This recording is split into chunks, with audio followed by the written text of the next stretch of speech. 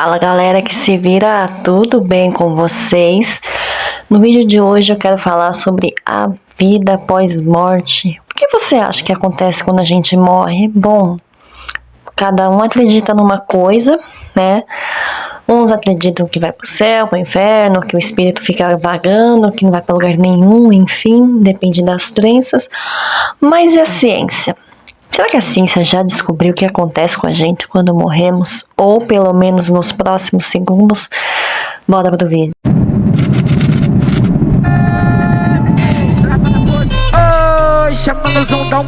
Tudo bem com vocês? Sejam todos muito bem-vindos. Se você for novo por aqui, por favor, se inscreva neste canal. Curte, comenta, compartilha e ativa o sininho de notificações, que é para você saber quando tem vídeo novo. O meu nome é Maria Cláudia, este é o canal Depois dos 30, a gente se vira. O que ocorre no cérebro quando morremos? Cientistas já têm uma resposta. Neurocientistas registram a atividade de um cérebro humano moribundo, revelando padrões de ondas rítmicas semelhantes às que ocorrem durante o sono e a meditação. Mas o que será que ocorre no cérebro quando morremos? Então, o que será que esses cientistas descobriram com o cérebro moribundo? O que são esses padrões de ondas rítmicas? Não sei se vocês já fizeram aquele exame de eletroencefalograma que fica aparecendo aquelas ondas, né? Então, o cérebro o tempo todo está produzindo aquelas ondas, né? Então, o que será que eles descobriram, né? Imagine reviver toda a sua vida no espaço de segundos, como um relâmpago você está fora do seu corpo assistindo a momentos memoráveis que viveu. Esse processo, conhecido como recordação da vida, pode ser semelhante ao que é ter uma experiência de quase morte. O que acontece dentro do seu cérebro durante essas experiências e após a morte são questões que intrigam os neurocientistas durante séculos. No entanto, um novo estudo publicado na revista Frontiers em Aging Neuroscience sugere que seu cérebro pode permanecer vivo e coordenado durante e após a transição para a morte, e pode até ser programado para orquestrar toda a sua experiência. Ai, gente. Quando o paciente de 87 anos desenvolveu epilepsia, o Dr. Raul Vicente, da Universidade de Tartu, Estônia, e seus colegas usaram eletroencefalograma contínua para detectar as convulsões e tratá-lo. Durante essas gravações, o paciente teve um ataque cardíaco e faleceu. Esse evento inesperado permitiu que os cientistas registrassem a atividade de um cérebro humano moribundo pela primeira vez. A compreensão desafiada, medimos 900 segundos da atividade cerebral na hora da morte e estabelecemos um foco específico para investigar o que aconteceu nos 30 segundos depois que o coração parou de bater, disse Ajmal Zemar, neurocirurgião da Universidade de Louisville, Estados Unidos, que organizou esse estudo. Pouco depois que o coração parou de funcionar, vimos mudanças em uma faixa específica de oscilações neurais, as chamadas oscilações gama, mas também outras como oscilações delta, teta, alfa e beta. As oscilações cerebrais mais comumente conhecidas como ondas cerebrais são padrões de atividade cerebral rítmica normalmente presentes em cérebros humanos vivos. Os diferentes tipos de oscilação, incluindo o gama, são envolvidos em funções altamente cognitivas, como concentração, sono, meditação, recuperação de memória, processamento de informação e percepção consciente, assim como aquelas associadas a flashback de memória. Através da geração de oscilações envolvidas na recuperação da memória, o cérebro pode estar produzindo uma nova lembrança de eventos importantes da vida, pouco antes de morrermos, semelhantes aos relatos de quase morte, especulou Zemar. Essas descobertas desafiam nossa compreensão de quando exatamente a vida termina e geram importantes questões subsequentes, como aquelas relacionadas ao momento da doação de órgãos. Fonte de esperança Embora esse estudo seja o primeiro desse tipo a medir a atividade cerebral durante o processo de morte em humanos, mudanças semelhantes nas oscilações gamas foram observadas anteriormente em ratos mantidos em laboratório, mantidos em ambientes controlados. Isso significa que é possível que durante a morte o cérebro organize e execute uma resposta biológica que poderia ser conservada entre as espécies. Essas medidas, no entanto, são baseadas em um único caso e provêm de um cérebro de um paciente que sofreu lesão, convulsões e inchaço, o que dificulta a interpretação dos dados. No entanto, Zemar planeja investigar mais casos e vê esses resultados como uma fonte de esperança. E aqui é uma frase de Zemar. Como cirurgião, às vezes lido com a perda e é indescritível difícil dar a notícia da morte aos familiares, ele disse, né?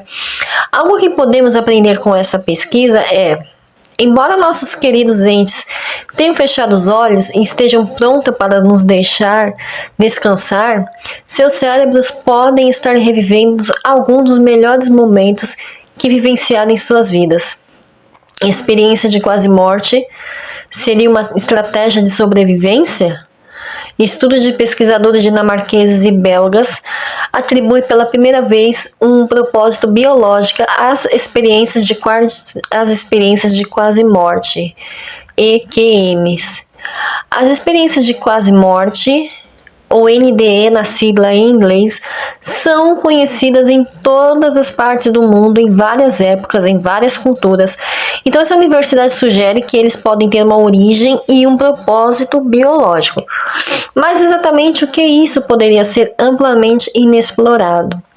Um novo estudo conduzido pelo conjunto da Universidade de Copenhague, Dinamarca, e pela Universidade de Liège, da Bélgica, mostra como as experiências de quase morte em humanos podem ter sido mecanismos evolutivos. Um artigo sobre o trabalho foi publicado pela revista Brain Communications. Segundo o protocolo pré-registrado, investigamos a hipótese de que a tenatose é a origem evolutiva das experiências de quase morte, disse Daniel Condziela, neurologista de Rigo Hospitalet, Hospital Universitário de Copenhague. Me desculpe se eu falei algum nome errado, viu, gente? Quando atacados por um predador, como mecanismo de defesa de último recurso, os animais podem simular a morte para aumentar suas chances de sobrevivência. A exemplo, o gambá. Esse fenômeno é denominado tanatose, também conhecido como simulação de morte ou imobilidade tônica. Como estratégia de sobrevivência, acrescentou Condziela, a tanatose é provavelmente tão antiga quanto a reação de lutar ou fugir.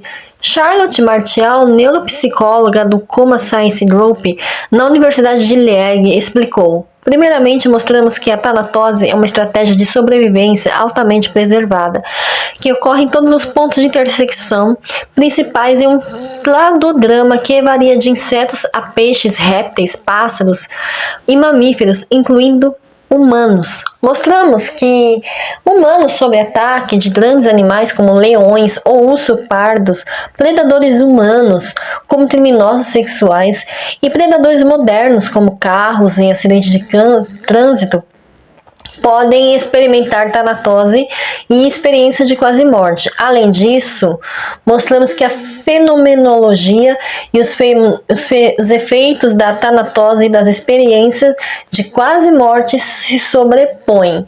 Steven Lawrence, neurologista e chefe da Universidade de Pesquisa Giga Conscience e do Centre du Cerveau, Universidade de Liège e Centro Hospitalar da Universidade de Liège, afirmou: neste artigo, construímos uma linha de evidências que sugere que a tanatose é a base evolutiva das experiências de quase morte e que seu propósito biológico compartilhado é benefício da sobrevivência.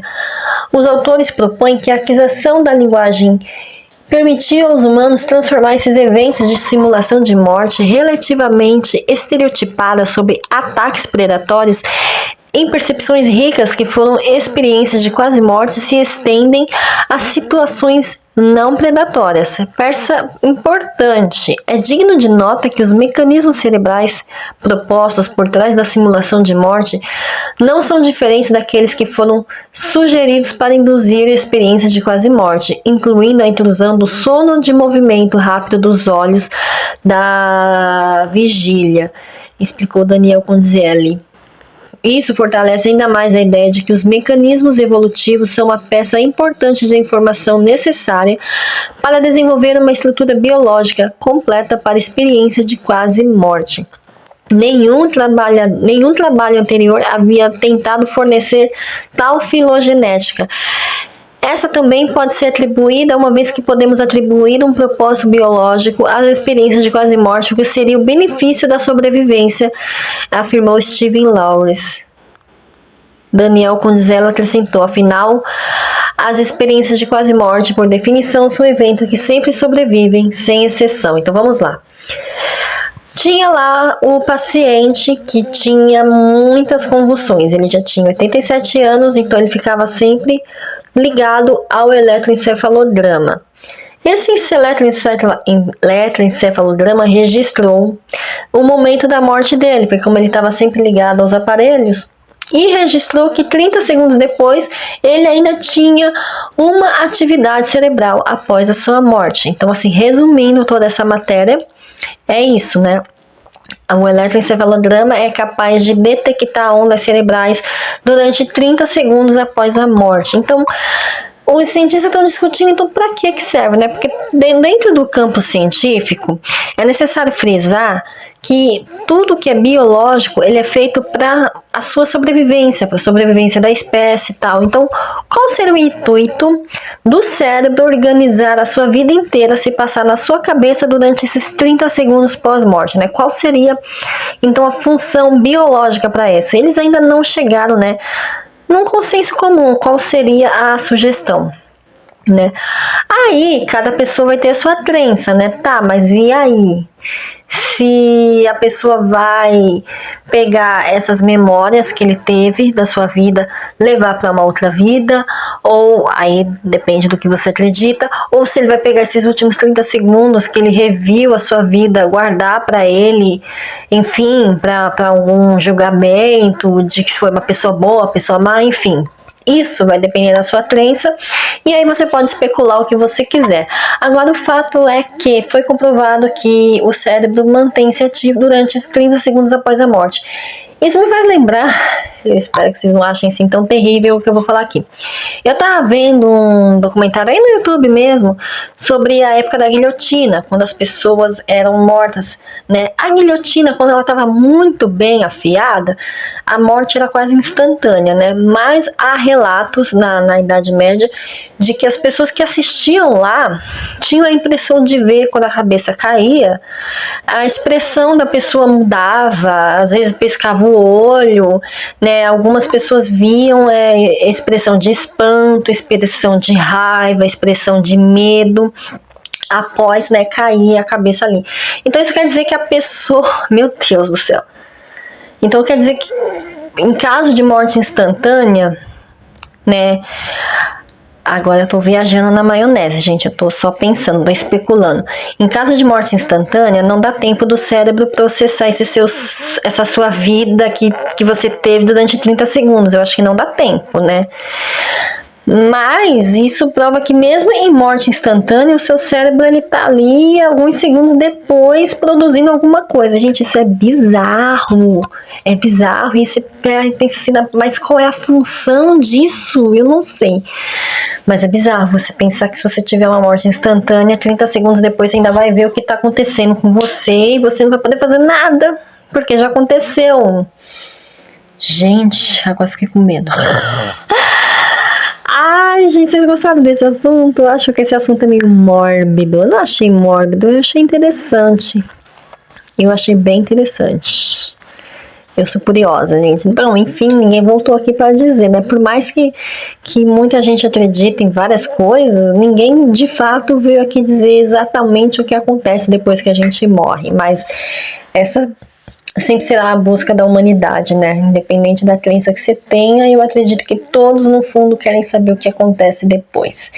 Muito obrigada por ter assistido até aqui, e o que acontece depois que você assistir esse vídeo, eu espero que é você se inscrever neste canal, deixar o seu like, o seu comentário, engajar aí comigo e ajudar no crescimento desse canal. Um beijo e até o próximo vídeo. Tchau!